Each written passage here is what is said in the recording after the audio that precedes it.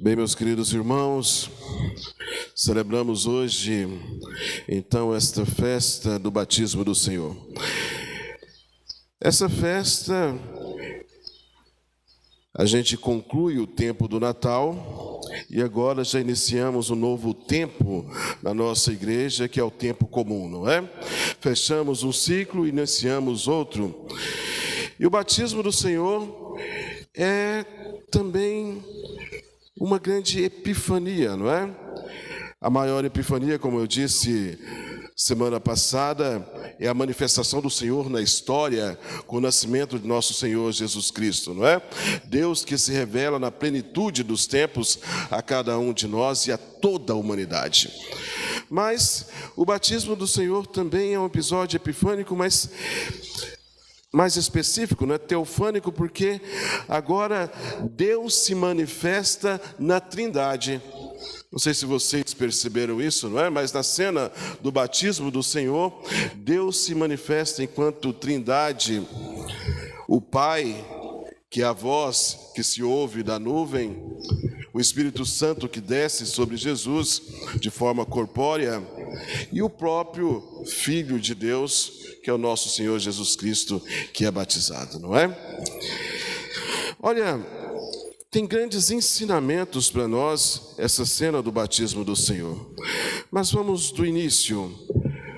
A primeira leitura de hoje é um trecho tirado do livro de Isaías, e na profecia fala de um servo que é nessa humildade que é narrada pelo autor. Ele não se exalta, ele não grita, ele não fala em voz alta, ele tem a humildade de não... É bonita as figuras que são usadas, não é? Ele não apaga nenhuma chama já fumegando, já prestes a apagar. Ele não quebra uma cana já rachada, ou seja, ele não vem usar de violência. Mas nesse servo está o eleito do Senhor, aquele que vem praticar a justiça, aquele que vem a ser a luz das nações, aquele que vem restaurar a visão aos que eram cegos, libertar os cativos. A esse as nações esperam para ouvir os seus ensinamentos. Sabe que os rabinos e os doutores biblistas sempre tentaram ligar esta figura desse servo a algum personagem ali próximo da época do cativeiro da Babilônia, do povo de Israel, não é? Principalmente tentaram ligar a figura do rei Ciro. Mas os cristãos logo identificaram esse servo como sendo nosso Senhor Jesus Cristo. E de fato, se a gente perceber, essa promessa, essa profecia, ela é messiânica, não é? Porque Jesus verdadeiramente é a luz das nações. Jesus é aquele, com seu nascimento, com a sua, vamos dizer assim, na história, tantos reis e nações colocaram as suas esperanças nele. Quantas nações têm na sua constituição algo que é ensinamento de Cristo? Quantas bandeiras têm como guia a sua cruz? Quantos cegos voltaram a enxergar, seja espiritualmente, seja fisicamente? Quantos foram libertos dos seus cativeiros, seja espiritual, seja mesmo físico? Jesus é essa luz verdadeira. Sabe, se a gente consegue compreender isso, de repente parece mais claro para a gente o processo do batismo de Jesus. Só para a gente relembrar o texto, as pessoas que vinham até João, viam a sua pregação, o batismo, queriam se converter, e ele arrecadava multidões, não é? Historiadores vão dizer que as multidões que ouviam João Batista, por vezes, eram maior que aquelas que seguiam Jesus. Mas veja, mesmo diante de toda essa fama, quando questionado se ele não era o Messias, ele logo diz, não é? Não o sou. Virá após mim aquele que é maior do que eu. E olha a humildade de João Batista. Eu não sou digno de desamarrar suas sandálias. E ele ainda continua, não é? Eu batizo com água, mas ele virá e batizará com o Espírito Santo e com fogo. Olha, é importante a gente entender que João Batista fazia um processo ritual que não tinha o poder de purificar, nem de curar as feridas, nem de perdoar os pecados, não é? Mas nesse rito de imersão, batismo, não é? Era como se a pessoa estivesse, a partir daquele rito, disposta a se converter, disposta a mudar de vida, a emendar a sua história de acordo com os ensinamentos de João Batista. Era um batismo ritual, não é? Como um processo de mudança, como se emergisse daquela água uma nova pessoa disposta a mudar a sua vida purificada que ela estava. O batismo que acontece em Jesus nos mostra algo sobre o nosso próprio batismo, como eu disse, e um grande questionamento que nós precisamos responder primariamente é: por que Jesus foi batizado, sendo que ele não precisava de conversão, sendo que se fosse apenas um rito de passagem, ele agora inauguraria a sua própria igreja, não precisava de um rito pelo qual ele passasse? Ele não tinha pecado para poder ser purificado? Por que então Jesus se batiza? Eu sempre gosto de dizer que, primariamente, para reforçar o ministério de João Batista, não é? Como se tudo aquilo que ele pregasse, e ele, como aquele que iria preparar os caminhos do Senhor, tivesse o seu ministério autenticado. E outro porque, e principalmente, quando Jesus é imergido nas águas do Jordão, acontece um grande episódio, que é a santificação das águas para todo sempre. Para todo sempre.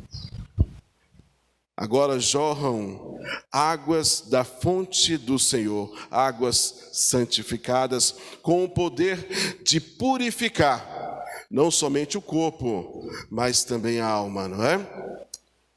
E também porque agora a grande cena do batismo, narrada pelos 3 evangelistas, Marcos, Mateus e Lucas, tem um grande ensinamento para cada um de nós, porque o que aconteceu com Jesus também acontece conosco em cada batizado. Em cada batizado. Vamos ficar atentos, não é? Para a gente poder perceber isso. Olha, São João, em uma das suas cartas, ele vai dizer o seguinte: quem é aquele que venceu o mundo? É aquele que acredita que Jesus é o Filho de Deus. E como é que ele acredita nisso? Porque ele foi batizado na água e no sangue, pela água e pelo sangue. E ele vai continuar dizendo que dá testemunho disso. Ele vai falar que é o Espírito Santo, a água e o sangue. Esses 3 elementos dão testemunho que Jesus Cristo é o Filho de Deus, e aqueles que aderem a Ele têm essa convicção na sua vida e essa graça, não é? Espírito Santo, água e fogo. Espírito Santo, água e sangue, não é? Espírito Santo porque o Espírito Santo é quem nos revela a verdade, não é? Jesus Cristo veio na plenitude dos tempos, Ele é a própria revelação, mas essa revelação acontece conosco a cada momento, não é? No decorrer da nossa vida, o Espírito Santo vai agindo em nós e abrindo a nossa mente, o nosso entendimento, para que a gente possa aprender mais de Deus, para que a gente possa crescer nessa fé. Na água, porque é o próprio batismo, não é? Esse algo que purifica, que santifica, que nos limpa. E no sangue, porque o batismo só tem o poder de perdoar os pecados, nos redimir, porque um dia Cristo morreu numa cruz e derramou o seu sangue no madeiro para pagar este alto preço e nos dar a remissão dos pecados, para salvar a humanidade, não é? Sabedores disso, vamos para a cena do batismo. Jesus é batizado junto com tantos outros. Jesus não pede um momento na igreja, né? Não vai lá e diz: marca para mim o horário do domingo às 11 horas, que eu quero ser batizado num grande evento. Não. Ele é batizado junto com tantos no Rio Jordão.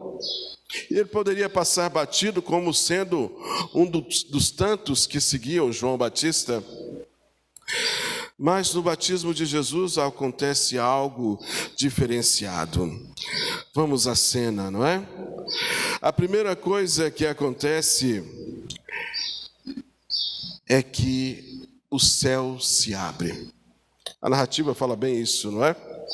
O céu se abre. Acontece a mesma coisa conosco no nosso batismo. Olha, que essa ação do céu se abrir tem duas repercussões. A primeira é que no nosso batismo, como nos mostra o batismo do nosso Senhor, o céu se abre para nós porque é do céu que vem toda a graça, é de Deus que vem toda a graça que é infundida em nós, não é? E em contrapartida também nos abre a possibilidade de nós irmos ao céu. Não é? O batismo tem essa via dupla. O céu se abre de forma que a graça agora vem até nós. E essa possibilidade da graça em nós nos faz como potência para que a gente possa ir um dia aos céus. Aos céus. A nossa terra derradeira, não é? A nossa morada derradeira. A possibilidade. E olha, São Lucas nos conta algo que é próprio de São Lucas. Ele vai dizer que Jesus estava rezando. Nenhum dos outros dois evangelhos tem esse dado, essa informação. Jesus estava rezando. E se vocês lerem o evangelho de São Lucas, vocês vão notar que por várias vezes Jesus é esse dado à oração, a rezar, a se retirar, a ir para o monte. Em todas as ações importantes que são narradas em São Lucas, a primeira coisa que Jesus faz é se retirar para ter essa intimidade com Deus. E poderíamos perguntar, olha, se Jesus é o próprio Deus, se Ele é pleno na graça e no Espírito Santo, por que Ele precisava desses momentos de orações? Para nos ensinar essa verdade, não é? Nós também devemos procurar buscar isso, ter esses momentos de intimidade com Deus, de nos retirar, para podermos ter os nossos momentos de oração, onde estamos completos, para termos intimidade com Deus. E porque também a oração é um processo na nossa vida que nos ajuda a trabalhar a graça, não é? Conta-nos na narrativa que o Espírito Santo veio sobre Jesus em forma de pomba, em forma de uma pomba. Sabe, me lembra muito, e todas as vezes que eu celebro um batismo, eu gosto de narrar isso. Uma vez perguntaram ao Papa Francisco por que se batizava as criancinhas tão pequenininhas, ainda não tendo entendimento das coisas, não é? E ele não dá nenhuma resposta elaborada, muito teológica, ele apenas diz: por que que não podemos deixar que o Espírito Santo haja nas crianças desde tão pequenininhas?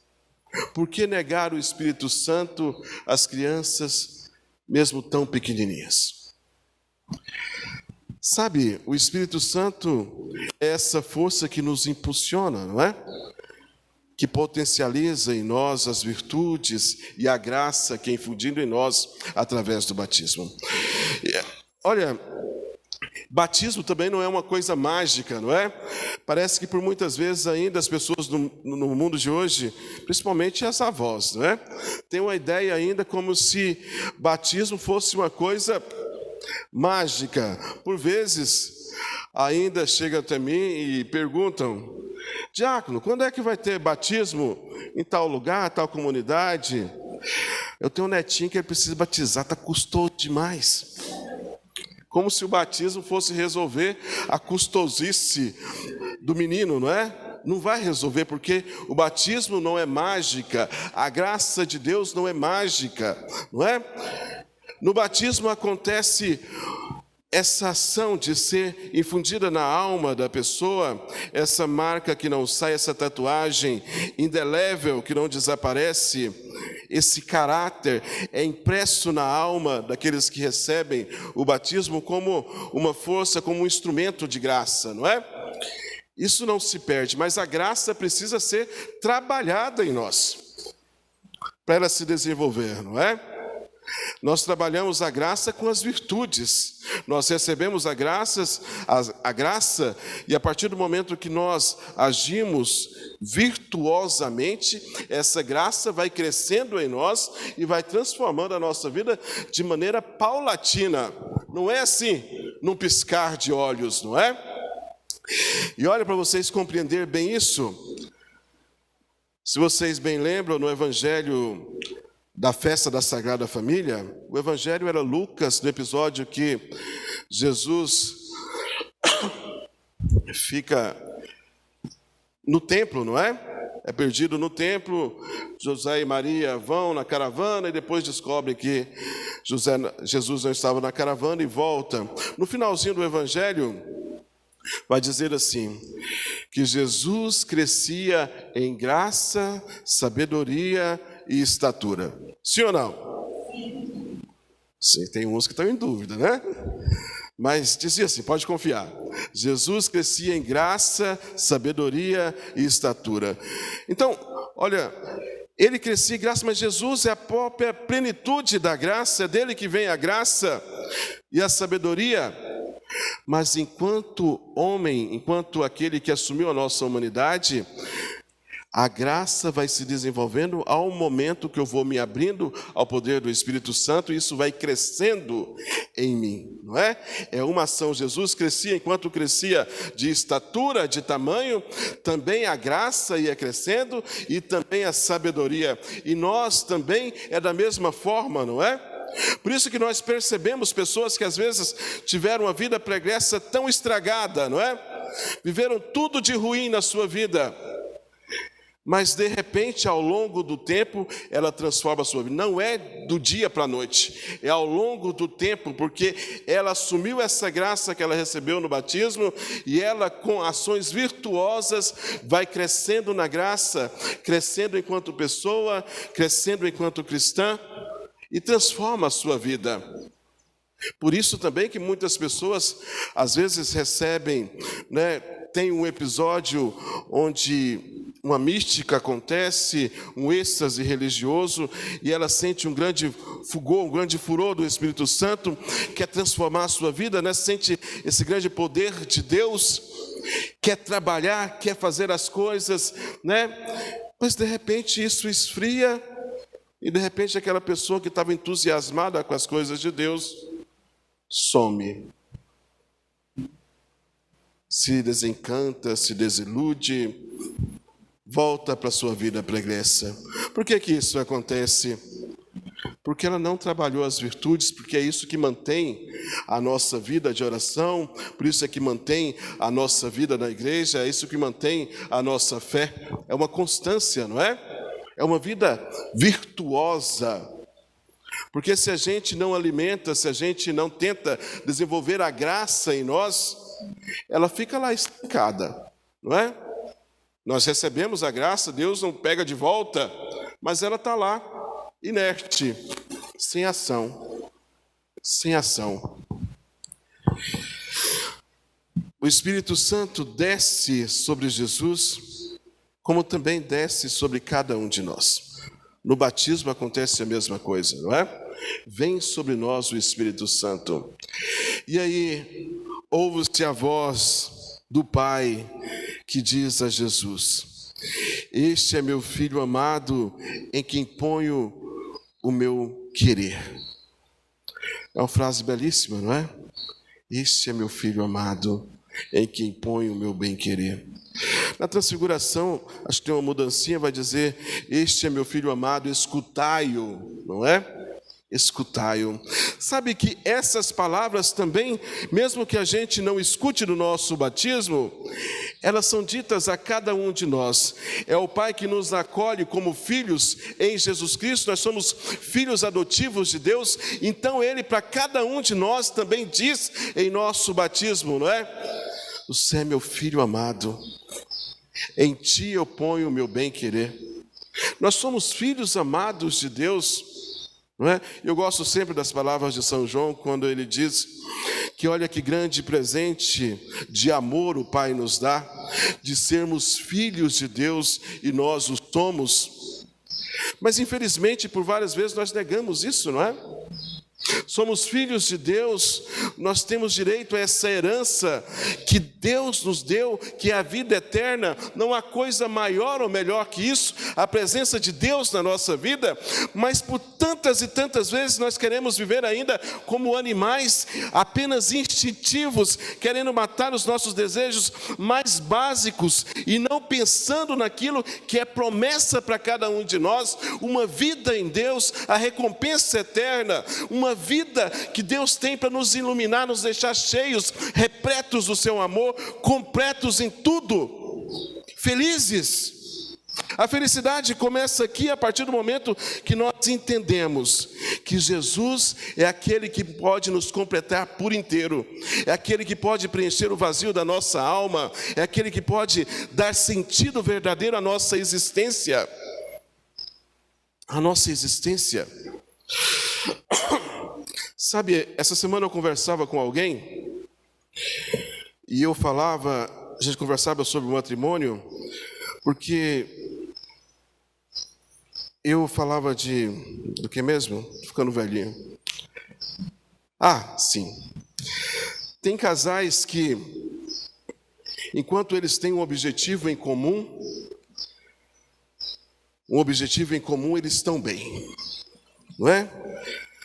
Se às vezes a doença adentra aquela casa, eles se unem para superar aquele momento, tem um objetivo, eles estão bem. Eles se unem para comprar um apartamento, tem aquele objetivo, eles estão bem. Eles querem comprar um carro, ou seja, alguma coisa, unem naquele objetivo, eles estão bem. Mas de repente, quando eles conseguem todos os seus objetivos, poderíamos dizer, agora eles estão tranquilos, conquistaram tudo o que queriam. De repente o casal se separa porque já não tem um objetivo em comum. Veja, essa questão do sentido é importante na nossa vida, não é? Se nós colocamos o objetivo apenas em conquistas materiais, uma hora nós conseguimos o que nós queremos, ou de repente a gente já não quer mais aquilo, e nossa vida perde o sentido, perde o objetivo. Mas quando nós colocamos o nosso objetivo, o nosso sentido em Jesus Cristo, Ele que é a luz que ilumina nossas vidas, aí já não há espaço para mais nada. As conquistas que vieram, ou que ainda vão vir, são apenas consequência da nossa caminhada, mas o nosso objetivo último ainda está de pé. ainda faz sentido para cada um de nós. Vamos pensar sobre isso, não é? Sobre a importância do batismo, sobre essa graça que é infundida em nós e que não se acaba, não é? Por mais que a gente tenha sido batizado lá, quanto pequenininhos. Eu fui batizado no dia 14 de julho de 1986. Ainda a graça está em mim, não é? E se eu a trabalho, e se eu com as minhas ações virtuosas quero crescer na graça, ela ainda age em mim, o Espírito Santo ainda me impulsiona, potencializa a graça e as virtudes. Isso acontece com cada um de nós. Então não nos esqueçamos, não é? Há uma voz que ainda clama, que ainda chama do céu e diz: meu querido filho, você é amado por mim. É amado por mim. Louvado seja nosso Senhor Jesus Cristo.